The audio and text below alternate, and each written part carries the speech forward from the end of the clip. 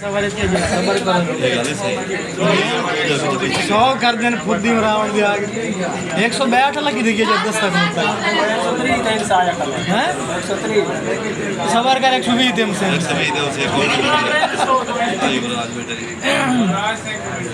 और रोकता कर सब पीछा पांच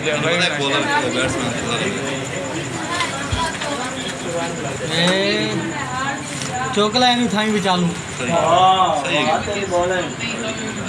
चलो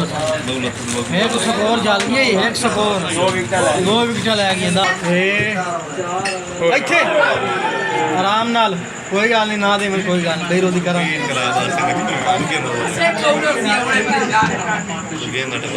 कांडिया आंदा मैनू सिंगा लै दे मैं आउट होवां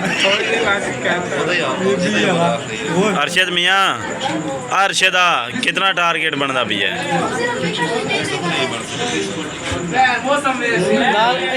100 बन सी 120 बन सी 120 बन जासी 20 बन जासी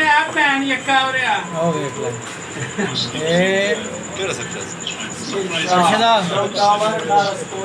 पर तो अरशद थोड़ी साइड हवा अमर दे दोना है विकेट आउट होंदा पे खबर कर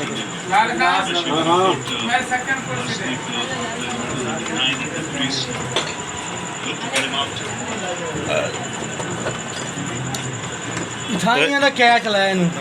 सिंगल आ गया